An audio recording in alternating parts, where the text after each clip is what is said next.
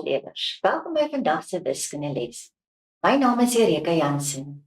Hierdie les word vir julle gebring deur die Noord-Kaapse Onderwysdepartement in samewerking met Bekama Research and Development. Vandag gaan ons verder met graad 12 waarskynlikheid.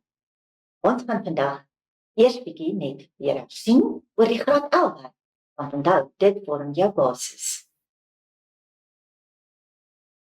Wat is ons lesdoelwitte vir vandag? Teen die einde van hierdie les behoort julle mooi seker te wees van al die graad 11 waarskynlikheid. Dit beteken julle moet afhanklike en onafhanklike gebeure kan identifiseer en dan ook die produkreël te kan toepas vir onafhanklike gebeure. Dan behoort julle ook Venn-diagramme te kan gebruik om waarskynlikheidsprobleme te kan oplos en dan ook formules te kan aflei en toepas vir enige 3 gebeure. Onthou in graad 10 was jy beperk tot 2 sirkels, maar in graad 11 en 12 kan dit gaan tot 3 gebeure. Goed, dan as julle weer wil gaan kyk in die CAPS dokument, dit is daar ingesluit presies wat julle moet kan doen en dan natuurlik ook in die graad 12 wiskunde ITP. Nou watter kennis het ons voor die tyd nodig? Natuurlik, jou graad 10 basis is baie belangrik. Eerstens moet jy besef, wat is waarskynlikheid? En dan ook, wat is die verskil tussen teoretiese waarskynlikheid en 'n relatiewe frekwensie? Ek herinner gou, relatiewe frekwensie is wanneer jy byvoorbeeld 'n dobbelsteen gooi en dan al die verskillende uitkomste aanteken en dan op grond daarvan die waarskynlikheid gaan uitwerk. Met ander woorde, jy het die praktiese eksperiment self gedoen. Terwyl teoretiese waarskynlikheid sal ek byvoorbeeld vir jou vra, wat is die waarskynlikheid dat jy 5 op 'n dobbelsteen gaan gooi? En dan redeneer jy, daar is 6 kante, so 1 uit 6. So dit is die verskil tussen teoretiese en waarskynlikheid en relatiewe frekwensie. Goed, dan die gebruik van Venn-diagram. Soos ek reeds gesê het, moet julle dit kan gebruik om verskillende waarskynlikheidsprobleme te kan oplos vir 2 gebeure in graad 10, maar nou 3 gebeure in graad 11 en 12. Dan moet julle ook die identiteitsreël, hy staan op julle matriekformuleblad, kan toepas, die optelreël. So hy sê die waarskynlikheid van A of B is gelyk aan die waarskynlikheid van A plus die waarskynlikheid van B minus die waarskynlikheid van A en B. As ek dink aan Venn-diagramme, 2 Venn-diagramme wat oorvleuel, onthou, jy vat dan die volle sirkel van A plus die volle sirkel van B, maar dit beteken, jy gaan in die middel oorvleuel. En daardie oorvleueling is die n-gedeelte wat jy dan aftrek. Goed, dan kom ons hier by die optelreël as dit onderling uitsluitende gebeure is. Nou die optelreël gaan dan effens verander, want onderling uitsluitend is vir jou kodetaal vir die waarskynlikheid van A en B is gelyk aan 0. Met ander woorde, hulle het geen gemeenskaplike elemente nie. So die agterste deel in die vorige formule, daardie n-gedeelte, gaan dus nou wegval, want hy is gelyk aan 0. Dan moet ons ook weet, wat is komplementêre gebeurtenisse? Dit is gebeurtenisse wat onderling uitsluitend is, aan die ander woorde, geen gemeenskaplike elemente nie, en vir hulle kan ek sê, dat A se waarskynlikheid gelyk plus B se waarskynlikheid saam vir ons 1 gee. So as ek dit nou gaan 'n bietjie omskep in 'n vergelyking, dan gaan ek kry dat die waarskynlikheid dat hy nie in die 1 is nie, is dan gelyk aan 1 minus die waarskynlikheid dat hy daarin. So, kom ons vat A as voorbeeld, die waarskynlikheid dat hy nie in A is nie, is 1 minus die waarskynlikheid van A. Want onthou, hierdie 2 gebeurtenisse is onderling uitsluitend. Nou kom ons kyk bietjie na die terminologie wat ons nodig het vir graad 12. Eerstens, ek herinner net weer, wat is 'n uitkoms? Uitkoms is die verskillende uitslae wat jy kan kry wanneer jy 'n eksperiment doen. Met ander woorde, dis die resultate van die gebeurtenis. Ek byvoorbeeld 'n dobbelsteen gooi, dan gaan jou uitkomste die syfers 1, 2, 3 tot en met 6 wees. Gooi ek 'n muntstuk, dan gaan jou uitkomste wees die kop of stert. Wat is jou steekproefruimte? Dit is al die moontlike uitkomste wat jy kan kry. Soos ek nou net genoem het in terme van 'n dobbelsteen, dit sal dan die syfers 1 tot 6 wees. So dit is alles wat jy moontlik kan kry. Maar dan kry ons 'n gebeurtenis. 'n Gebeurtenis is 'n deelversameling van die steekproefruimte. Met ander woorde, die steekproefruimte is nou regtig alles wat jy kan kry. Maar 'n gebeurtenis is onderhewig aan sekere reëls. So jy moet byvoorbeeld kan sê, ek wil byvoorbeeld 'n ewige getal op 'n dobbelsteen hê. Die steekproefruimte sal dan 1 tot 6 wees, maar die gebeurtenis is dan die feit dat jy 'n ewige getal soek. En hy is dan kleiner as die steekproefruimte, want hy sal dan net wees 2, 4 en 6. Dan net belangrik, die notasie, daar sal ek net 'n bietjie teruggaan daar. NE sê vir my, hoeveel elemente is daar in die gebeurtenis E? Of dit kan NS wees, dan sê dit vir my, hoeveel elemente is daar in die steekproefruimte. As ek met waarskynlikhede werk, gaan ek 'n P vooraan skryf. Nou wat is waarskynlikheid? Dis die moontlikheid of die kans dat 'n spesifieke gebeurtenis sal plaasvind. Ons kan in wiskundige terme kan ons sê, dit is die verhouding tussen die aantal uitkomste in die gebeurtenisversameling gedeel deur die aantal uitkomste in die steekproefruimte. Nou, ons kyk bietjie na wat kan waarskynlikheid alles wees. Waarskynlikheid, soos ek reeds gesê het, word bereken deur die aantal uitkomste in die gebeurtenis. Dit sal nou byvoorbeeld in die geval van die dobbelsteen wat ek nou genoem het, gaan dit byvoorbeeld wees die aantal ewige getalle, wat dan 3 sal wees, uit die aantal uitkomste in my steekproefruimte. So dit was my 6. So, die formule, waarskynlikheid van 'n gebeurtenis is dan NE op NS. Nou my waarskynlikheid kan net 'n spesifieke waardes aanneem. As ek kyk in terme van breuke, dan gaan my waarskynlikhede loop van 0 tot by 1. Dieselfde gaan geld as ek dit in desimale vorm skryf. So ek kan nie byvoorbeeld 'n waarskynlikheid kry van 1,2 nie. Hy moet tussen 0 en 1 lê. En ek kan ook nie 'n waarskynlikheid kry waar die teller groter is as die nommer nie. Alternatiefelik kan jy waarskynlikhede ook as persentasies skryf.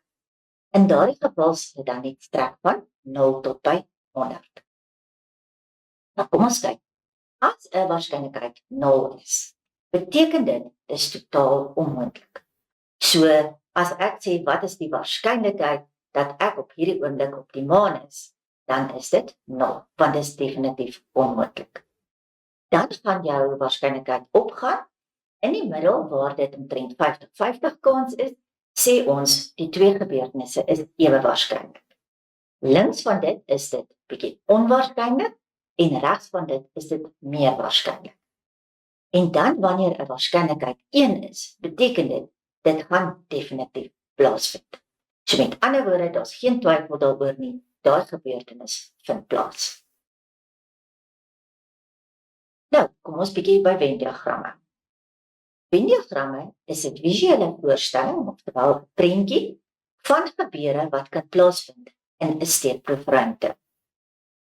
Ons stel gewoonlik die steekproefruimte as 'n blok voor, dit kom buiteop, en dan binne teken ons dan die gebeure as sirkels. Nou, in graad 12 gaan jy gewoonlik met 3 gebeure te doen kry. So ek stel voor dat jy dadelik vir jouself 3 sirkels teken wat al 3 in die middel oorvleuel. Dit maak nie saak en as daar byvoorbeeld 'n geval is waar daar geen gemeenskaplike elemente is, dan gaan 'n sekere gedeelte gaan maar net leeg wees. Moenie bekommer daaroor of die sirkels werklik moet oorvleuel of nie. Dit gaan nie oor die fisiese oorvleueling of daar gemeenskaplike elemente is. Dit gaan oor wat jy in die verskillende dele skryf. Nou kom ons kyk hierso. Soos julle nou reeds gehoor het, die steekproefruimte is S en dan jou gebeurtenis binne 'n E. Pas op net, ek weet daar's party handboeke wat byvoorbeeld 'n sekere gebeurtenis voorstel met 'n S. So kom ons sê byvoorbeeld, hulle vra oor vakke wat ek op universiteit kan neem. Dan sal hulle byvoorbeeld sê statistiek, fisika en kom ons sê wiskunde. En dan sal hulle byvoorbeeld in 'n handboek vir jou sê, jy moet die gebeurtenis van statistiek byvoorbeeld voorstel met 'n S. Pas op daarvoor, want jou steekproefruimte word aangedui met 'n S. Sit dan miskien net 'n tweede letter by, sodat dit kan onderskei van die steekproefruimte. Nou, wanneer sekere gebeure gemeenskaplike elemente kan. Met ander woorde, iets kan 'n A wees en 'n B wees. As ek byvoorbeeld vat, kom ons sê ek kyk na sportsoorte wat leerders kan doen. Ek kan byvoorbeeld kyk, party kan rugby speel, party kan hokkie speel. Maar daar kan dalk leerders wees wat rugby en hokkie speel. Dit is die gedeelte waar hulle dan in albei versamelings voorkom. En dit is dan die gemeenskaplike deel. En in wiskundetaal gaan ons sê dit is A en B. Daar is ook 'n simbool daarvoor en dit is so 'n simbool wat amper soos 'n en lyk. Nou A en B noem ons dan insluitende gebeure, want hulle het daardie gemeenskaplike elemente. Die waarskynlikheid dat A en B dan sal voorkom, gaan ook dan die oorspronklike reël, daardie een wat ek gesê het, staan op jou formuleblad vat. As jy dit mooi onthou, was die A en B was daar aan die agterkant en hierdie A of B was daar aan die voorkant.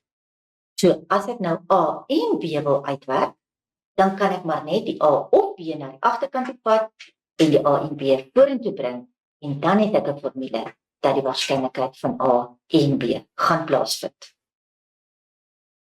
Nou as ek dit in wiskunde simbole skryf, ek het reeds vir julle hieronder gesê, die woordjie en kan ek voorstel met daardie en simbool en dan die woordjie of gebruik ons hierdie simbool, dit is die vereniging simbool. Dit beteken maar net, hy kan in A wees of hy kan in B wees. Pas op net vir die Afrikaanse interpretasie daarvan. Wanneer ons sê A of B, beteken dit net dat hy iewerste in hulle kan wees, maar hy kan ook in die snyding wees. So ons sal nou terugkom daarna toe. Goed, kom ons kyk nou na die A of B. As ek daardie A of B kyk, ek teken gewoonlik my kinders so 'n sirkel daar buite om, so om, dan sê ek, dit is letterlik die hele kamp. Partykeer dink ons in terme van Afrikaans. Afrikaans sê vir ons of, dan dink jy aan die Engelse woord either or. Maar dit beteken nie hy moet net in A wees of net in B nie. As ons sê A of B, beteken dit hy kan enige plek in die hele versameling wees. Met ander woorde, selfs in die oorvleding. Baie van julle dink dit is net die buitenste gedeeltetjies. Dit is nie die buitenste gedeeltes nie, dit is die volle twee versamelings. Met ander woorde, alles saamgevoeg. Nou, wat beteken die vereniging? Dit beteken, hulle is nog steeds, hulle kan insluitende gebeurtenisse wees, en dan gaan ek die oorspronklike reël, daardie een wat op die formuleblad staan, gaan ek dan net so kan gebruik. Net weer die simbole, of is die een wat die bakkie is, die verenigingssimbool, en is my en-simbool. Bietjie meer spesifiek, wanneer ons kyk na insluitende gebeure. Insluitende gebeure, kyk nou net weer, dis daardie gebeure wat nou gemeenskaplike elemente het. Nou, ons het die oorspronklike formule gevat, waarskynlikheid dat hy in A of B is die waarskynlikheid van A plus B minus die snyding. Ek gaan net gou-gou daardie reël vir julle op hierdie skets ook verduidelik. As ek kyk na A of B, het ons nou in die vorige bladsy gesê, dit is daardie hele gedeelte, reg. Maar, as ek nou gaan kyk na die waarskynlikheid van A, beteken dit, wat alles wat in A is. Met ander woorde, as ek nou hier gaan skakeer, waarskynlikheid van A beteken ek vat alles daar. Dan sit ek daarby die waarskynlikheid van B. Dit beteken wat alles wat in B is. En dit sluit ook hierdie wat in die gemeenskaplike deel is, sluit dit in. So as ek nou net daardie 2 dae opgetel het, dan het ek so tipe van 'n kloops hier in die middel, want in die middel het ek daai stuk dan 2 keer getel. En dis hoekom hulle daar aan die agterkant dan die snyding weer aftrek, want ek wil mos nie die middelste gedeelte 2 keer tel nie. Ek wil net weet hoeveel is daar in totaal in hierdie versameling. So, as ek nou gaan kyk na die snyde, dan is dit nou die elemente wat in die middelste gedeeltetjie, die oorvleuelingsgedeeltetjie sit, en dit sal die getalle 2 en 6 wees. Praat egter vir die verenigingsdeel, beteken dit, vat vir my alles wat in A en B is. Onthou, daardie 2 sirkels se inhoud alles daar. So dit gaan 1, 2, 3, 4, 5, 6, 7 en 8 wees. Dit sluit nie die 9 in nie, want die 9 is buite die sirkels. Nou, as ek nou wil skryf die N van A, dan beteken dit ek moet gaan tel hoeveel elemente is in A, en dit is 5 elemente, dis nie 3 nie. As jy net wil verwys na hierdie linkerkantste gedeelte, dan moet die woordjie net daar voorkom. So as ek sê die aantal in A, bedoel dit die hele A. Dit sluit die oorvleuelingsgedeelte in. As ek vra wat is die N van B, dan weer eens, dit sluit al die elemente in van B in, insluitende die gedeelte wat in die oorvleuelingsgedeelte is. Die aantal van A en B is 2, dit sien ek uit daai versameling, daar is 2 elemente daar. En die aantal in A verenig met B is 8. Dit is die aantal elemente in daardie versameling. Nou, onderling uitsluitende gebeure. Julle moet baie seker maak dat julle hierdie term baie goed verstaan. Ek vind dat baie van my leerders sukkel geweldig om hierdie woorde te onthou. Dit so daaraan. As ek jou uitsluit uit 'n vertrek uit, jy is buite die vertrek en ek is binne, dan gaan jy daar buite wees en ek binne wees, en ons gaan definitief nie 'n gesprek kan voer nie. So ons gaan niks in gemeen hê nie, want ons kan nie met mekaar praat nie. Jy is buite die vertrek, ek is binne. So laat die woord uitsluitend jou dink aan daardie prentjie van jy is buite, ek is binne, ons het niks in gemeen nie. Te veel kinders dink dat onderling uitsluitend, dan gee hulle my die definisie van dat die 2 sirkels mag nie raak. Dit gaan glad nie oor die sirkels wat raak of nie. Dit gaan oor 'n gemeenskaplike elemente het. So iets moet in hierdie geval as hulle onderling uitsluitend is, dan mag daar nie 'n gebeurtenis wees wat kan voorkom in A en in B nie. Met ander woorde, as ek byvoorbeeld gaan kyk na, kom ons sê vakke. Ek kan byvoorbeeld by my skool word wiskunde en wiskunde geletterdheid, jy kan dit nie saamvat nie. So jy gaan of wiskunde vat of jy gaan wiskunde geletterdheid vat. Daar is nie 'n opsie dat jy wiskunde en geletterdheid saam kan vat.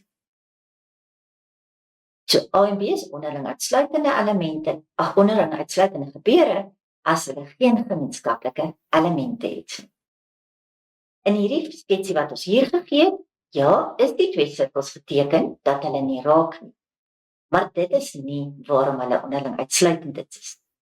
Dit gaan daaroor dat daar is geen element wat gelyktydig in A en in B voorkom. Kom ons kyk nou weer 'n bietjie na die vereniging en die aantalle en die goetertjies. Die aantal in A verenig met B.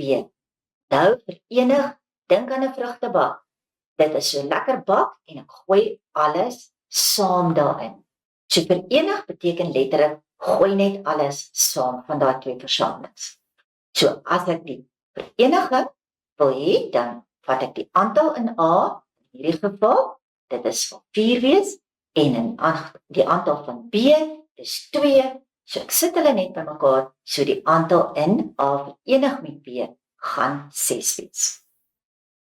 Wat is die waarskynlikheid dat hy in A verenig met B is? Dan doen ek presies dieselfde. Ek vat die waarskynlikheid dat hy in A is, en ek vat die waarskynlikheid dat hy in B is, en ek plus hierdie 2 by mekaar. Dan kyk ons na die snyding. Die aantal in A snyding B is 0, want onthou daar is geen gemeenskaplike elemente nie. En net so sal die waarskynlikheid dat iets in A snyding B ook gelyk wees aan 0. Hoekom? Want daar is niks in A en B nie. So as ek waarskynlikheid bereken, gaan my teller 0 wees. Nou, wat is komplement of komplementêre gebeurtenisse? Die komplement van 'n gebeurtenis A is die gebeurtenis wat al die elemente bevat wat in die steekproefruimte is, maar nie in A is nie. Ek sê gewoonlik vir my kinders, as ons kyk na 'n Venn-diagram, vat jou hand en as ek vir jou sê, gee vir my die komplement van A, dan vat jy jou vingers letterlik en jy druk A toe. En alles wat jy dan buite daai sirkel sien, dit is dan die komplement van A. So A en B is dan ook twee komplementêre gebeurtenisse as hulle onderling uitsluitend is en hulle waarskynlikheid is saam 1. Nou, as julle in die vorige skets gaan kyk, kom ons gaan gou terug toe. As ons hier na gebeurtenis A en B kyk, dan sal hulle nie komplementêre gebeurtenis wees nie. Hoekom? Want as ek die waarskynlikheid van A vat en ek plus daarbey die waarskynlikheid van B, dan gaan dit nog nie vir my 1 gee nie, want ek het hierdie ekstra element wat buite sit, of die ekstra gebeurtenis. Goed, so kom ons kyk nou 'n bietjie na die komplementreël. As ek vir jou vra, wat is die waarskynlikheid dat iets nie in A is nie? Onthou, die volle blok, die steekproefruimte, gee my 'n waarskynlikheid van 1. So, enige tyd, as jy hoor nie A of nie B, dan doen jy wat ek noem die teenoorgestelde. Jy werk die waarskynlikheid van A uit en dan trek jy dit net van 1 af. Want onthou, die 2 saam gee vir my 1. So as ek die waarskynlikheid dat hy nie in A is nie, wil uitwerk, dan beteken dit ek wil eintlik die waarskynlikheid van B uitwerk. En dit gaan dan wees 1 minus die waarskynlikheid van A. Jy mag in jou waarskynlikheidsnotasie mag jy skryf nie A, of jy kan skryf A met so klein aksenttekentjie. Dit staan vir A se komplement. Hoe dan is dit aan in 'n skets? Soos wat ek nou gesê het, as jy nie A wil kry, vat jou vingers, hou A toe, dis my wit gedeelte, en alles wat buite hom val, dit is die geskakeerde gedeelte hier. Dit is dan nie A. Nou, ons basislyn aktiwiteit. Kom ons kyk gou.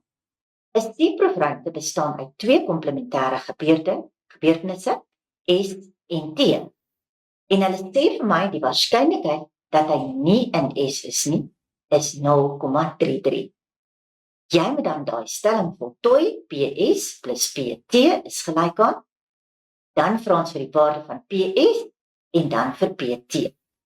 Ons gaan dan nou na die tweede ene kyk.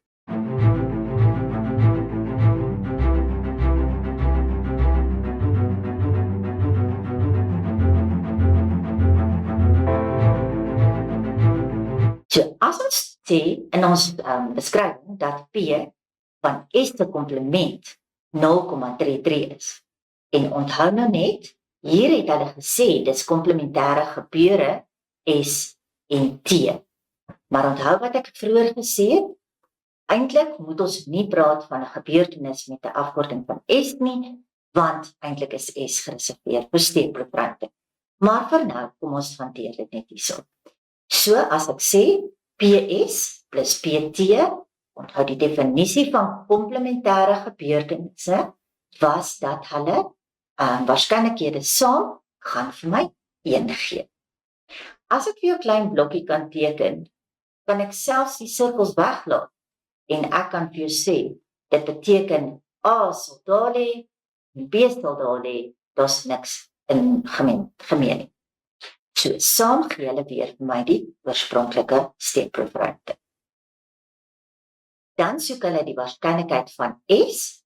Nou, hulle het vir my S se komplement gegee.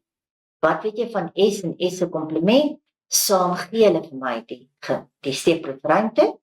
So, as ek die S se komplement het, vervang ek dit in my komplementreël aan die linkerkant in, en dan kan ek mos PS alleen gaan kry. En dan kry jy, dis 0,67. Goed, nou die waarde van PT. Nou, die S se komplement is mos PT. Want onthou nou, het ek gesê, dis twee komplementêre gebeurtenisse. Met ander woorde, alles wat buite S lê, gaan vir my die ander een gee, want saam moet hulle weer vir my die steekproefruimte gee. So as ek nou vir jou vra wat is PT, dan gaan ek my sê maar PT is dieselfde as S se komplement en dus moet dit 0,33 wees. En dan die tweede enetjie wat ons daar by die basislyn aktiwiteite het, sê vir my die volgende. 'n Opname is gedoen onder 180 inwoners. Nou daardie 180 wat jy daar raak lees, dit is altyd die aantal wat in jou steekproefruimte is. Nou hulle het dit opname gedoen onder die inwoners van 'n klein dorpie, om vas te stel hoeveel van die mense het al tuberkulose of TB en HIV opgedoen in die afgelope 5 jaar. Dan gee hulle vir jou 'n lys van resultate. Nou, ek stel voor dat jy lees altyd eers hierdie goed deur. Kyk eerstens hoeveel gebeurtenisse is betrokke. Met ander woorde, dit gaan vir jou sê hoeveel sirkels jy moet teken. Nou meeste van die tyd op graad 12 gaan dit 3 sirkels wees. In hierdie geval is dit nou net 2 sirkels. Dan verder wil ek aanraai dat jy kyk waar is hulle of hulle gespesifiseer het waar jou X moet kom. As hulle dit nie gedoen het nie, dan werk jy altyd van die binnekant na die buitekant toe. Met ander woorde, jy werk van die gedeelte waar hy oorvleuel daar na buite toe. Die beskrywings wat hulle hier vir jou gaan gee, begin nie noodwendig in daai volgorde. Hulle gee dit dikwels heel deur mekaar of hulle begin selfs van buite af binne toe gee. Maar ek sal voor hardloop eers een keer deur dit, lees almal en dan daarna kan jy begin invul op jou sirkels. En dan soos wat jy goedjies gebruik, merk dit af met 'n regmerkie. Jy het hierdie ene al gebruik. En dan gaan jy so deur jou lys en jy vul in soos wat jy aangaan. So kom ons lees net gou alles deur. Hulle sê vir my X mense is gediagnoseer met TB. 30 is gediagnoseer met beide TB en HIV en 69 is HIV positief. 51 het nie een van die twee siektes nie. En ek moet dit nou voorstel op 'n Venn-diagram. Nou, kom ons gaan net gou gebeur deur ons lys en ons kyk bietjie waar met al hierdie goed inkom. Eerste ding wat ek doen, onthou julle ek het gesê, kyk waar is X. Nou in hierdie geval het hulle gesê, X is gediagnoseer met TB. Ek sou die X daar buite by die sirkel skryf. Hoekom buite die sirkel? Want onthou, TB is die volle sirkel. Met ander woorde, dit dek die hele sirkel insluitende daardie oorvleuelingsgedeelte. So jy kan nie X vat en hom in hierdie gedeelte waar die X min 30 geskryf nie, en jy kan hom ook nie by die 30 gedeeltetjie skryf. Hy moet die hele sirkel dek. So moet hom dan nie binne in die sirkel skryf, skryf hom net buite. Dan het hulle vir my gesê 30 is gediagnoseer met beide TB en HIV. Onthou, die sleutelwoordjie is daar. En dit beteken dis die gemeenskaplike gedeelte. Dis hoekom hy daar in die middelste gedeelte kom. Dan sê hulle vir my 69 is HIV positief. So dit kom daardie volle sirkel aan die regterkant was my HIV sirkel.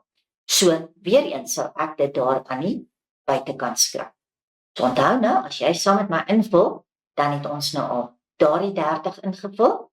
Ons het 'n 69 daar buite en 'n X daar. Die laaste ding wat hulle vir my gee is dat 51 het nie een van die siektes. So hy mag nie in TB se sirkel val nie, hy mag nie in HIV se sirkel val nie. Hy val dus hier buite. Nou wanneer jy daardie punt bereik het en jy het nou alles wat op jou lysie is, het jy klaar daarin gevul. Dan gaan jy die gedeeltes wat nou oorbly, ek noem my gate, gaan jy hulle uitwerk. So, hoe werk ons hulle uit? Onthou in die linkerkant steen by TB, die volle sirkel het X elemente in. As ek daardie X vat en ek sê maar ek weet reeds, in hierdie oorvleuelingsgedeelte is daar 30, dan gaan dit wees x minus 30. Dink aan 'n stuk koek wat jy het, en ek vat 'n groot hap uit daai koek uit. Hoe weet ek wat bly oor? Ek vat die volle koek se oppervlakte en ek minus die deel wat ek uitgehaap het. So sien hierdie 30 as die hap wat jy uitvat uit jou TB sirkel uit. So dan sit links x min 30 en regs sal dit die 69 wees wat die volle sirkel is, minus dan die gedeelte wat oorvleuel 30. Weereens sien ek as my koek waar ek 'n stuk uithap. Goed, nou gebruik ons bietjie daai sirkel en ons gaan nou natuurlik bietjie verder moet gaan en ons gaan moet uitvind wat is die waarde van x. Nou om die waarde van x te kry, moet jy eers weer onthou, hoeveel was daar in die totale blok? Nou, ek het vir my kinders gewoonlik geleer om hierbo aan te skryf, NS is 180. Dan weet jy, hoeveel is daar in die totale steekproefruimte? Hoe gaan dit oplos vir x? Ons gaan dood eenvoudig sê, as ek na alles wat ek in hierdie blok ingevind, as ek na dit alles saam kyk, dan moet dit optel na 180 toe. So ek gaan van links na regs, gaan ek gou alles neerskryf. Ek gaan die x min 30 vat, daar sal sy. Ek gaan die 30 vat, ek plus hom, ek vat die 39 plus hom, en ek vat die 51 en ek plus hom, en saam moet dit vir my 180 wees. En dan is ek by 'n doodgewone vergelyking wat ek dan het oplos, en dan kry ek dat x is 90. Nou die oomblik wat jy daardie x gekry het, onthou, gaan lees weer wat jou vraag vra. Jou vraag het nie gevra, wat is x? Jou vraag het gevra, hoeveel mense het slegs TB? So dan gaan jy terug na jou sirkel toe, onthou, die sirkel in geheel is almal wat TB het, maar hierdie gedeelte is die wat net TB het. Hierdie ouens in die middel het TB en vigs, en dan die laaste ene, hierdie ene het net HIV, oftewel vigsstelsel. En dan hierdie wat buite het nie een van die twee siektes. So as ek nou vir jou vra, hoeveel mense het slegs TB gekry, beteken dit ek soek hierdie linkerkantste gedeelte, waar ek hier nou geskryf het x min 30. So al wat jy dan doen is, vat jou x-waarde wat jy bereken het, druk dit in by die x, en dan werk jy uit dat die wat slegs TB gekry het, dan nou 60 is. Nou net 'n wenkie, so party van julle doen die Venn-diagramme in Potlood, en dan as sodra julle die x kry, dan vul julle in en julle vee daardie x min 30 uit.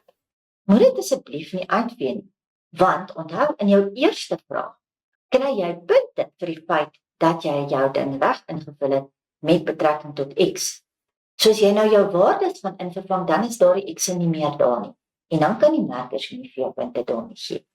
So, wanneer jy nou terugvervang, jy kan vir jouself wel hier gaan skryf. Dit is 60, want jy het dit mos nou uitgewerk. Daardie gedeelte is 30 in die middel, 39 aan die ander kant, en dan weet jy ook dat die totale TB-sirkel is nou 90, want dit vroeër was dit x, en jy het mos nou x uitgewerk. Kom ons vra nog 'n vraagie. Wat is die waarskynlikheid dat 'n ewekans gekose persoon slegs gediagnoseer sal wees met TB? Onthou die vorige vraag het hulle gevra, hoeveel mense het net TB? Nou vra hulle die waarskynlikheid. So jy gaan nou 'n bietjie verder moet gaan. Jy het reeds uitgewerk dat dis 60 van hulle wat net TB het. So nou sit jy daardie 60, sit jy altyd op die totale aantal elemente in my steekproefruimte wat my 180 is. En dan vereenvoudig jy dit net. Nou, dit is nie nodig dat jy dit na desimaal te vat nie. Dit is heeltemal goed genoeg as jy dit in breekvorm los. Dis jou keuse. Enigeen van daai twee sal aanvaar word. Tweede vraag hier vra, wat is die waarskynlikheid dat hy nie een van die twee siektes het nie? Dan vra jy vir jouself, hoeveel van hulle het nie een van die twee siektes nie? Dis die 51 wat hier buite geleë het, en weer eens sit jy dit op die groot totaal. En dit gee dan vir jou waarskynlikheid van 0,28. Kom ons hersien net gou 'n bietjie. 'n Venn diagram, soos ek reeds gesê het, is 'n visuele voorstelling. Dis 'n prentjie van wat hierdie verskillende gebeure is wat nou kan plaasvind binne in die steekproefruimte. Nou kom ons by die term onafhanklike gebeure. Onafhanklike gebeure is gebeurtenisse waar ek twee verskillende gebeure het, maar hulle het nie invloed op mekaar nie. So maak nie saak wat met die eerste een gebeur nie, hy het geen invloed op die tweede een. Nou, as ek 'n sak byvoorbeeld met balle vat en ek haal iets uit daai sak en ek sit dan na die eerste trek. Onthou, ek trek 'n bal uit. Dis my gebeurtenis of my eerste gebeurtenis. En ek sit daardie bal terug. Die tyd wanneer ek die tweede trekking doen om dan nog 'n bal te trek, dan lyk my sak mos weer presies soos wat hy oorspronklik gelyk het. So, die feit dat ek die eerste keer sê byvoorbeeld 'n rooi bal getrek het of 'n rooi albasser getrek het geen invloed op my tweede keuse nie, want my steekproefruimte waaruit ek trek, gaan nog steeds dieselfde wees. So, daar's geen invloed. Maar onafhanklike gebeurtenisse het voorheen geen invloed het nie, teenoor dit kry afhanklike gebeurtenisse. En afhanklike gebeurtenisse is waar die trekking van die eerste ene wel 'n invloed het op die tweede ene. So dit is daardie geval as weer my sak met balle of albasters vat. As ek nou my eerste trekking gedoen het, en kom ons sê ek het 'n rooi bal getrek, en ek sit nie daardie bal terug nie, dan lyk my sak anders wanneer ek my hand insteek vir die tweede trekking. Want vir die tweede trekking het ek dan een minder rooi bal in daardie sak. So, as ek nou byvoorbeeld 'n blou bal getrek het die eerste keer, dan lyk my sak weer anders. So die heeltyd met my tweede trekking gaan dit afhang wat het ek in my eerste trekking gedoen om te weet wat gaan die resultate van my tweede trekking wees. So dis waar ek dan praat van afhanklike gebeurtenisse en waar die eerste trekking dan 'n invloed het op die tweede een. So, Venn diagramme kan, omdat ek sê dit is 'n visuele voorstelling, kan ek ook in verskillende formate doen. So daar is diagramme soos die vorige enetjie waar ek nou voorgestel het, waar ek spesifieke uitkomste ingevul. So ons het byvoorbeeld in die een sirkel ingehaal, die syfers 1, 2 en 3, kom ons sê in die middel 4 en 5 en in die ander sirkel byvoorbeeld 6. So ek vat letterlik die uitkomste wat ek kan kry en ek sit dit in my sirkels. Of ek kan byvoorbeeld 'n sirkel hê waar ek waarskynlikhede invul. So in plaas daarvan om regtig die uitkomste aan te toon, kan ek byvoorbeeld in die middelste gedeelte waar ek 'n vleuel en waar ek 'n gemeenskaplike elemente het, kan ek byvoorbeeld die waarskynlikheid daar gaan invul. So mens kan wat ook al jy gebruik, wat nou die hoeveelheid getalle insit, die fisiese waardes of waarskynlikhede, ek kan enigiets van hulle gebruik. So jy moet jou vraag net maar mooi lees en kyk wat gee hulle vir jou. Dan die belangrike wenk, werk altyd van die binneste snyding na die buitenste. So as ek 2 sirkels het, gaan jy in die snydingsgedeelte eers probeer uitvind wat met daarin kom. As jou vraag geen X spesifiseer, kyk deur al daardie wenke wat hulle vir jou gee en soek die sinnetjie wat vir jou sê iets in die lyn van kom ons sê jou gebeurtenisse is A en B. Lees die sinne wat sê dan soveel elemente of soveel persone of wat ook al ter sprake is, soveel van hulle lê in A en B. Hoekom soek jy eers by daardie sinnetjie? Want daardie sinnetjie is die maklikste om in te vul. Jy vul hom in die binneste oorvleueling, vul jy hom dan. As jy 3 sirkels het, probeer jy altyd daardie heel binneste stukkie waar al 3 sirkels oorvleuel, probeer jy eers dit uitwerk. Dan gaan jy nader aan alle buite toe. So, hier in hierdie geval het ek nou vir julle aangedui, as ek 3 sirkels het, kyk ek eers of een van my sinnetjies dalk vir my sê hoeveel elemente val in daardie gedeelte wat nou geskakeer is. Dis die gedeelte waar hy in al 3 sirkels val. Sien julle daar? Hy val in A, hy val in B en hy val in C. So jy soek vir daardie sinnetjie. As daar geen so sinnetjie is nie, dan vul jy 'n X in die middelste gedeelte. Dan beweeg jy effens buitentoe. So dan tweede opsie gaan jy kyk na daardie wat ek nou gemerk het met 'n 2. So kom ons sê, hulle het wel vir jou die heel middelste deeltjie gegee. Dan is die volgende waarop jy fokus, die gedeeltetjies wat gemerk is met 2, want by hulle is daar 2 sirkels wat oorvleuel. Nou jy moet hier baie mooi jou woorde lees.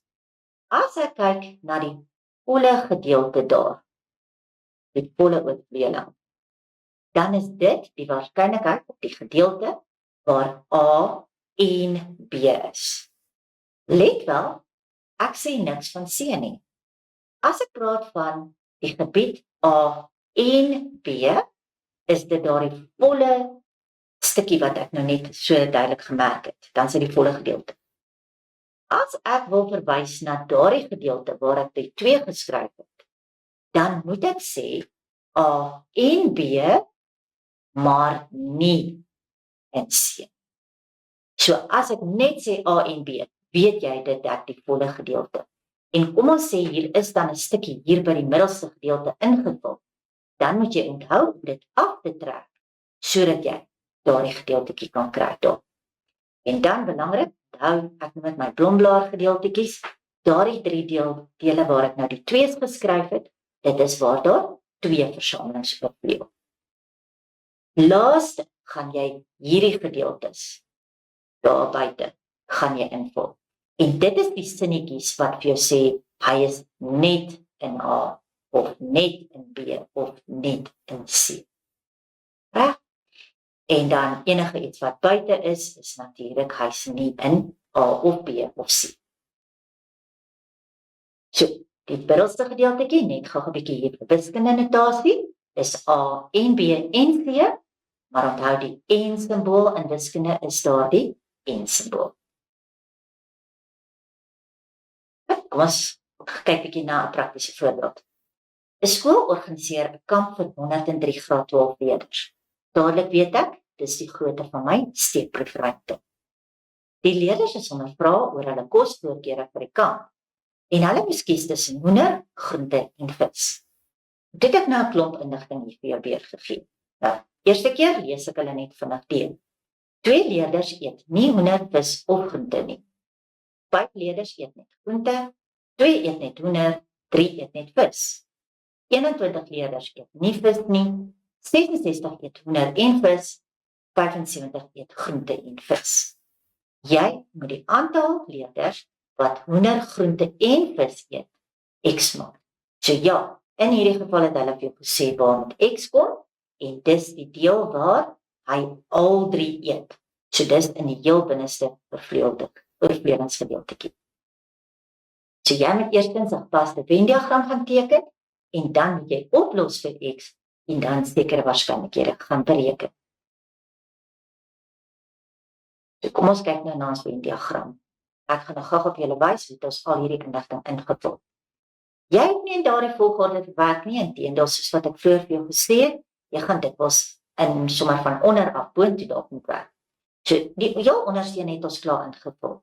Dit is die gedeelte waar al 3 oorvleuel moet nou X wees, daar in die middel.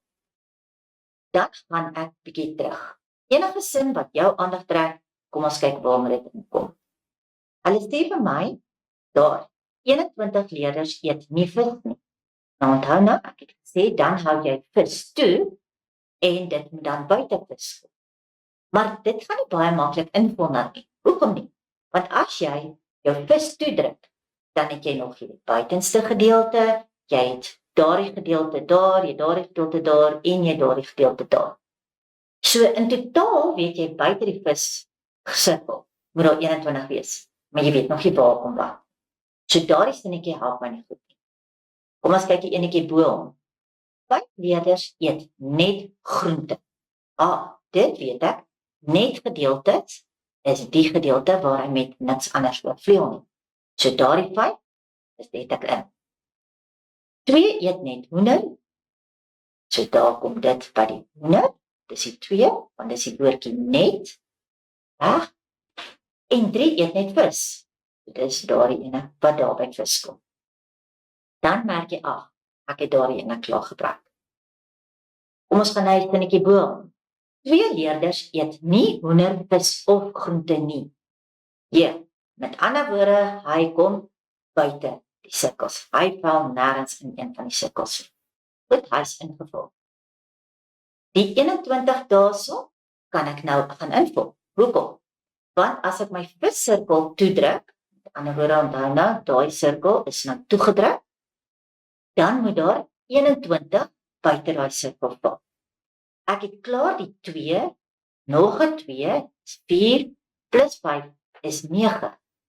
So die enigste plek waar ek nog kan invul, is daardie 12, wat dan daar moet kom. Goed, so die 21 het ek nou ook gebruik. Dan sê hulle vir my 66 eet hoender en vis. Maar hier is nou die vangplek waarvoor jy moet oppas.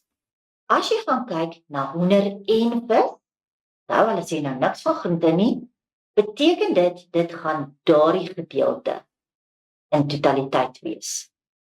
Nie net hierdie stukkie wat hier links is nie, dis die volle gedeelte. Maar op hierdie stadium het jy reeds gesê in daai klein gedeeltetjie is daar 'n X. So dis hoekom ons dan die volle gedeelte, die 66 vat, en ons die X aftrek. En dit gee dan vir my daardie gedeelte. Ek gaan dieselfde doen met die 75 leerders wat hulle sê eet groente en vis. So in hierdie geval sal dit daardie volle gedeelte wees wat 75 is. Maar omdat ek reeds 'n stukkie toegeken het aan X, gaan ek sê 75 min X. So dit is hoe ek dan nou van binne na buite toe werk. Kom ons kyk ons berekening. Onthou nou weer, jy moet in totaal gaan kyk hoeveel is daar in jou stel. So weer eens, skryf jouself daarbo. Dit was 103 leerders wat ons daar ingevul het. Dan gaan vat jy letterlik alles wat op hierdie skets staan. My 2, daarso. My ander 2, daar's hy. My 12 en my 5, daar's hulle. En my 3 wat hieronder is, my 66 min X, daar's hulle. My X, daar's hy. En laastens my 75 min X. Ek plus hulle alles bymekaar. Dit moet vir my totale steekproefruimte van 103 gee. En dan is dit 'n lineêre vergelyking wat jy dan net oplos, kry jy jou waarde van X is 62. Wat nou vir die aflesings? Bereken die waarskynlikheid dat 'n ewekanse gekose leerder slegs hoender en vis eet en nie groente nie. So, hy moet hoender en vis eet, wat nou daardie gedeelte sou wees, maar hulle sê hy mag nie groente eet nie. So daardie gedeelte val dan nou weg. Hy mag nie groente eet. So dit gaan wees 4, en omdat dit waarskynlikheid is, moet ek dit altyd op die groot getal sit, naamlik 103. En dan in desimale vorm is dit 0,04. Volgende enetjie.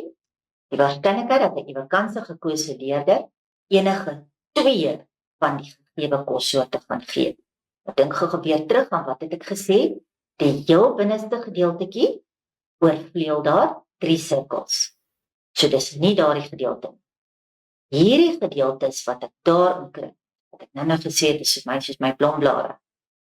Daardie 3 gedeeltes is daar presies 2 sirkels ter sprake. So dit is wat ek dan nou hier moet gebruik. Ek moet daardie 3 gedeeltes gaan plus en dan deel deur die totale hoeveelheid in my steekproefruimte. Jy kan ook elkeen se waarskynlikheid eers individueel gebruik en dit optel soos wat ons hier gedoen het. In totaal gaan dit nog steeds vir jou 29 op 103 gee, wat vir jou 0,28 gee. Wees net hier baie versigtig met die lees van die woorde. In hierdie geval het hulle gesê dit moet presies 2 van die kossoorte wees. Soms kom hulle sê minstens 2. Nou as hulle die woord minstens 2 gebruik, gaan jy daardie 3 wat ons nou net gebruik het, gaan jy gebruik, maar dan moet jy die middelste gedeelte ook bysit. Hoekom? Want minstens 2 beteken dit is 2 of meer. En die middelste gedeelte dis 3 dele, so jy gaan hom ook insluit dan in die bereken. Goed, nou het jy 'n aktiwiteit vir julle. Ek lees hom gou saam met julle deur. 'n Opname is gedoen onder 80 leerders oor hulle gunsteling sportsoort. Die resultate is as volg. 52 leerders hou van rugby. Onthou net my wenk, wanneer hulle sê hou van rugby, dat dit die volle sirkel. Met ander woorde, ons werk nie binne in die sirkel nie, maar buite. 42 leerders hou van volleybal, 5 hou net van skaak. Pas op vir daardie woordjie, net. Dan 14 leerders hou van rugby en volleybal, maar nie van skaak nie. 12 hou van rugby en skaak, maar nie van volleybal. 15 hou van volleybal en skaak, maar nie van rugby nie. En X hou van al 3 sportsoorte. Goed, ons hou van daai ene. En 3 leerders hou nie van een van die sportsoorte. Jy moet 'n Venn-diagram teken om hierdie inligting voor te stel. Dan moet jy vir my aantoon dat X se waarde 8 is. En dan moet jy vir my sê hoeveel leerders hou net van rugby. En laastens, die waarskynlikheid bereken dat 'n ewekansige gekose leerder van ten minste, kyk daarso, ek het nou net vir jou wenk gegee, 2 verskillende sportsoorte. Ek gaan jou so 5 minute gee om hierdie aktiwiteit gou self te probeer.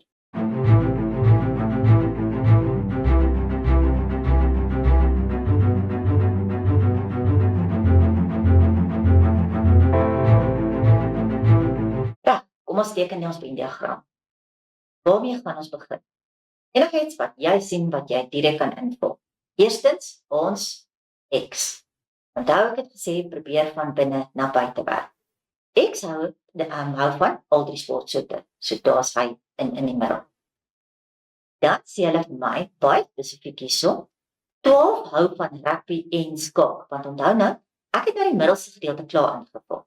So nou wil ek graag na daardie 3 deeltjies daar kyk, waar daar 2 oorvleuel.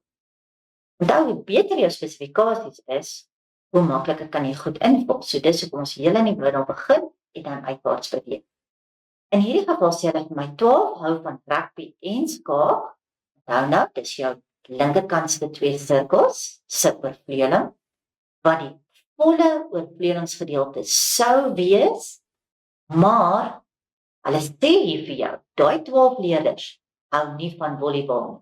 So hulle het klaar vir jou gesê, volleybal is uit die prentjie. So dis hoekom ons in hierdie geval nie die X gaan aftrek nie, want hulle het gesê, daai 12 leerders sluit nie die volleybalkinders in. So daar is hy in, so nou kom af, dan is ook klaar. Dan sê hulle, my 15 hou van volleybal en skaak, maar nie van rugby nie. So jy kyk waar oorvleuel volleybal en skaak, maar dit mag nie binne in rugby wees nie. So daarom is die 15 daar. Nou kom ook af. En dan die 14 hou van rugby en volleybal, maar nie van skaak nie. So weer eens, hulle het klaar die skaakgedeelte uitgesluit, so jy vul net 14. Dan gaan ons na die buitenste, die enigste sinnetjie wat nog oorbly. O nee, ekskuus, hieronder is 'n baie maklike ene. 3 leerders hou nie van enige sport nie. Dit is die gedeelte wat hier buite kom. Nou gaan ek terug na die heel eerste sinnetjie. Hy sê vir my, 52 leerders hou van rugby. Daardie 52 skryf jy daar buite, by rugby. Hoe gaan ons nou die gedeelte wat hier oorbly? Dan op hierdie stadium het jy nog nie hierdie gedeelte daar ingevul. Hoe kry ons hom? Ons vat die totaal van ons sirkel en ons minus die 14, ons minus die X en ons minus die 12. En dit gee dan vir my 26 min X. So daar sê dan sê hulle vir my 42 leerders hou van volleybal. Daar's nie net in nie, so dis die volle sirkel, so 42 kom daar buite. Dan sien ek weer eens, ek het 3 van die 4 gedeeltetjies het ek klaar ingevul. So vat net die 42, minus die 14, minus die X en minus die 15, dan gee dit vir my 13 min X, wat die net gedeelte is. En die laaste enetjie sê vir my, 5 leerders hou net van skaak. So dis hoekom die 5 daar kom. Goed, dan die volgende vraag was, jy moet aantoon dat X gelyk is aan 8. Pas op net weer eens, onthou as ons sê toon aan, beteken dit, ons sê eintlik net vir jou, jy moet X gaan uitwerk en jou antwoord moet uitkom by 8. So as ons nou weer ons sirkel C inbring, dan gaan ons nou weer alles bymekaar tel. So daar's my 26 min X, daar's my 14, daar's my X, my 12 en my 15, daar's hulle, my 5, daar's hy, en my 13 min X, en dan laastens my 3, en hulle moet optel na 'n totaal van 80, vanaf is 80 in my steekproefruimte. Vereenvoudig dit, en dan as jy oplos, dan kry jy wel X gelyk aan 8. En ons bietjie aflesings, hoeveel leerders hou net van rugby, net, is altyd die buitenste gedeeltetjie, en dit is ons 18. Waarskynlikheidsaflesing, ons moet 'n vakante gekose leerder kry, wat van ten minste 2 sportsoorte hou. Ten minste 2 beteken ek moet daardie gebruik, want hulle het 2, en ook die middelste een, want hy het 3 verskillende sportsoorte betrokke. So ek gaan al daai bymekaar tel. Net gou-gou 'n opmerking hieroor wat jy daar skryf. Jy gaan altyd skryf waarskynlikheid, dis die P, en dan in hakkies gee net 'n kort beskrywing van wat is jy regtig besig om uit te werk. So in hierdie geval het ons gesê hou van minstens 2 sportsoorte. So dan is dit my 4 syfers wat ek bymekaar tel, weer eens op die groot getal van my steekproef, en dit is 80. Dit gee dan vir my 'n waarskynlikheid van 49 op 80. Goed, nou kom ons kyk bietjie na 'n Venn-diagram waar daar waarskynlikhede gegee word. So dan nou die voriges was alles waar ons spesifieke waardes ingevul het. So nou gaan ons 'n bietjie anders doen. So hulle gee nou vir my 3 waarskynlikhede daar, die waarskynlikheid van A, die waarskynlikheid van B, en dan die waarskynlikheid dat hy A en B is. En hulle vra dan vir my 2 waarskynlikhede wat ek moet gaan uitwerk. Nou in hierdie geval is dit altyd, dit kan baie handig wees om 'n Venn-diagram toe te pas. Jy kan ook met jou optelreël hierso werk. Jy kan maar self kies watter een vir jou die gemaklikste is. Op hierdie stadium, ons is nou besig met Venn-diagramme, so ek gaan hom met 'n Venn-diagram metode doen. Nou, as ons kyk na ons sirkels. Weereens, onthou, jy wil graag in die middel begin. Ons middel is ons N-gedeelte, so daar kry ek hom, A en B, so dis waar ek die 114 gekry het, en toe daar ingevul. Maar nou moet jy oppas vir die ander 2. PA sê vir my die waarskynlikheid dat hy 'n A is 0,4. Maar onthou nou weer, daai 0,4 dek die hele A.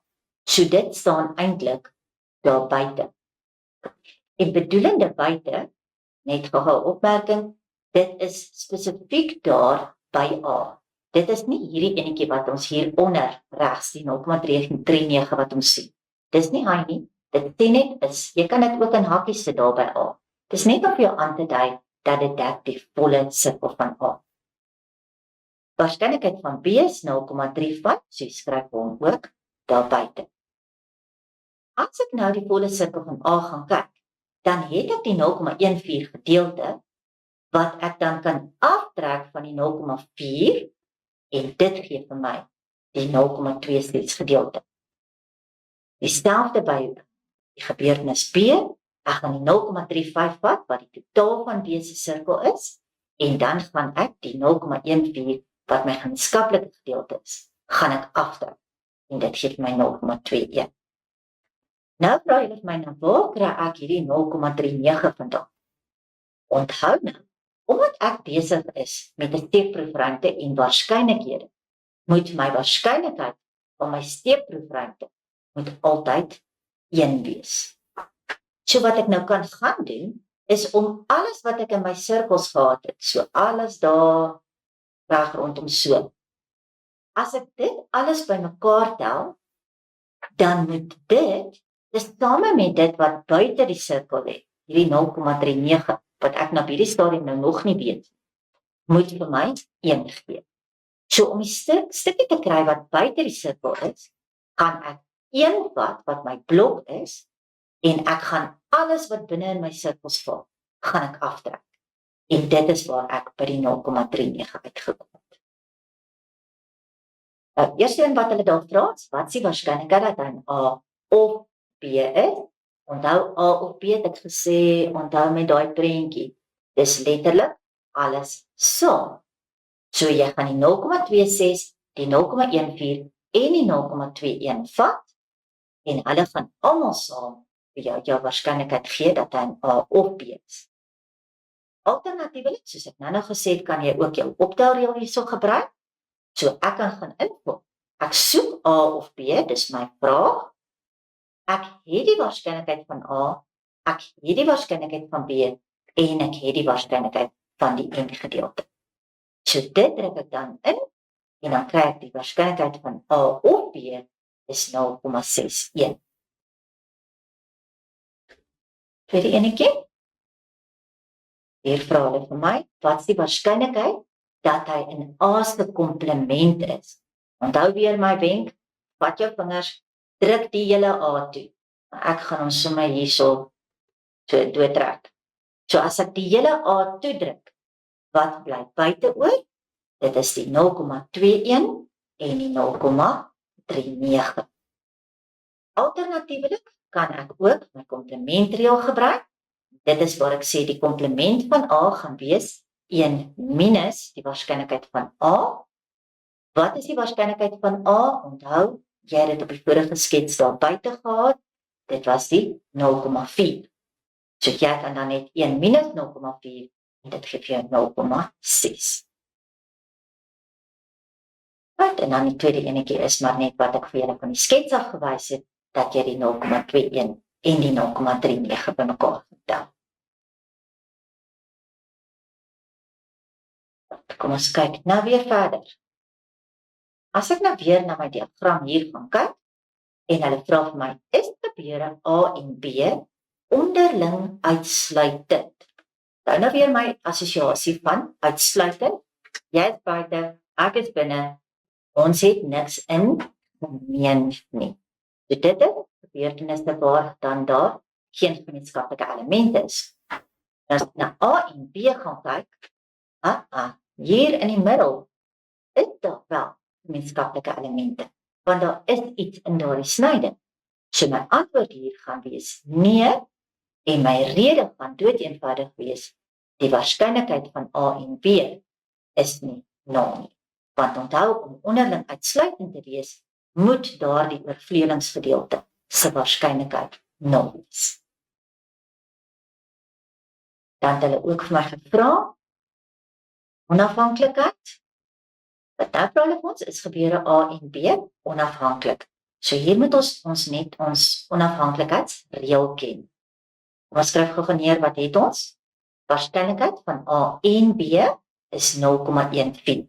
Dit was my oorvleuelingsgedeelte. Dan moet ek gaan kyk vir die ander kant van my onafhanklikheidsreël, moet ek kyk na die waarskynlikheid van A maal die waarskynlikheid van B. Die waarskynlikheid van A, onthou, nie net daardie gedeeltetjie nie, dis die volle A. So dit moet die 0,4 wees en die 0,35.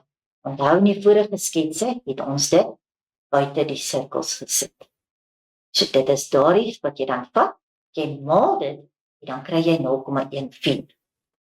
As hierdie N-gedeelte en die maalgedeelte op dieselfde antwoord uitbring, dan gaan jy vir my sê, ja, die gebeure is onafhanklik. As hulle nie op dieselfde waarde uitwerk nie, wees dan net baie versigtig. Moenie dan sê, hulle is afhanklik nie. Jy antwoord dan net deur te sê, nee, hulle is nie onafhanklik nie. Kom ons kyk nou. Hou die reël net gehad weer recap, is die onafhanklikheidsreël sê vir my, die waarskynlikheid van A en B moet gelyk wees aan die produk van A se waarskynlikheid met die waarskynlikheid van B. Kom ons vat nog enetjie. Die enetjie gaan julle nou probeer. Eerste vraag vra, as ek die waarskynlikheid van A het 0,3, waarskynlikheid van B 0,65 en ek het in hierdie geval die of gedeelte se waarskynlikheid. Dan vra hulle nou vir my, bepaal die waarskynlikheid van A en B. Dan sê hulle stel dit op 'n Venn-diagram voor en dan vra hulle weer vir my dieselfde twee vrae of hulle onderling uitsluitend is en of hulle onafhanklik is. En in beide gevalle moet jy weer vir my 'n rede vir jou antwoord gee. Kom ons gee julle so 4 minute om hierdie vraag op te doen.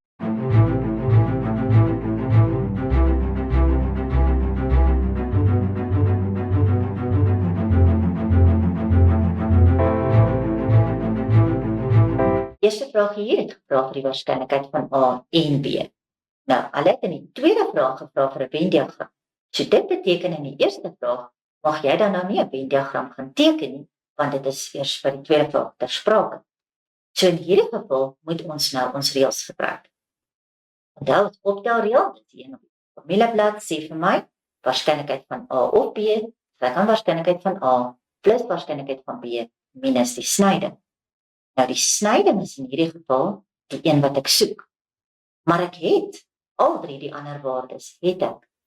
So kom ons druk hulle net in en ek bereken dan die waarskynlikheid van A en B as 0,21. Nou om ons Venn-diagramme te teken. Want dan in die vorige een het ons uitgewerk dat ons snyding is 0,21. So dis waar ek daardie vandaan kry. Dan moet jy gaan kyk, die totale waarskynlikheid van A is 0,3, so ek sal hom weer eens daar buite skryf. Waarskynlikheid van B is 0,65, dit sal ook daar buite skryf.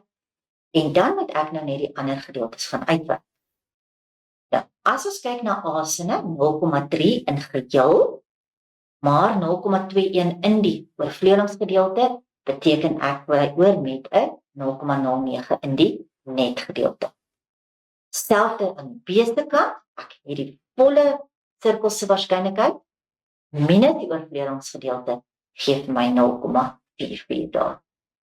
Nou as jy dit wat in binne die sirkels vat, as jy dit gaan optel, sal jy sien jy kom uit by daardie 0,74 daar. Het hulle by die 0,26 uitgekom? Onthou die waarskynlikheid van jou hele steekproefruimte moet altyd 1 wees. So as ek reeds weet, die waarskynlikheid van alles wat in die sirkel saam is 0,74, dan kan ek dit net aftrek van 1 en dit gee my die 0,26. Nou vir ons vragies wat ons gevra is. Eerstens, is hy onderling uitsluitend? Die antwoord is nee, want sien julle hier in die snyding, daar is die waarskynlikheid nie 0 nie, want daar is wel elemente daar.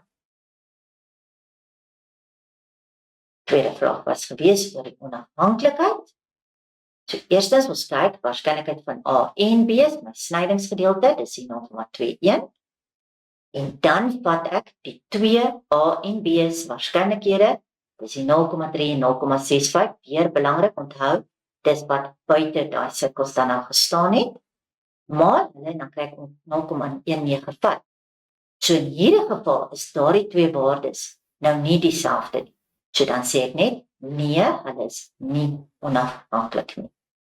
En jou rede gaan wees daai. So jy skryf dan die onafhanklikheidsreël, maar jy skryf hom met 'n streep deur die vergelyking. Want hier is bietjie huiswerk wat julle nou op julle eie kan gaan probeer. 'n Opname is gedoen onder 'n groep van 75 leerders om te bepaal watter sport sou hulle op TV kyk. Hulle kies tussen atletiek, netbal en rugby. Dan gee hulle vir jou al die inligting. 12 leerders kyk netbal, rugby en atletiek. 25 leerders kyk rugby en atletiek. 22 kyk netbal en atletiek. 38 kyk rugby. 5 kyk netbal en rugby en 9 kyk net netbal. En laastens 4 leerders kyk net atletiek. Nou hulle het klaar vir jou hier die Venn-diagram gegee, maar hulle het verskillende letters daar gegee. Daar is jou A, jou B, jou C en jou D. En hulle sê nou, deur daai reëls wat hulle nou daarbo vir jou gegee, moet jy dan die waardes van A, B, C en D gaan kry. So jy met jou Venn-diagram voltooi. Tweedens, bereken die waarskynlikheid dat 'n ewenkantse gekose leerder na atletiek of beide netbal en rugby kyk. Kom ons som op wat ons in vandag se les alles geleer het. Eerstens, onderling uitsluitende gebeure. Dit is gebeure wat nie gelyktydig kan plaasvind nie. Of alternatiefelik, dis gebeure waar daar geen gemeenskaplike elemente is. Die optelreël, een soos wat jy op jou formuleblad het, gaan dan maar net die agterste stukkie verloor, die en-gedeelte. Hoekom? Want ons het geen gemeenskaplike elemente nie. Daarom is die en-gedeelte 0 en dus val hy net weg.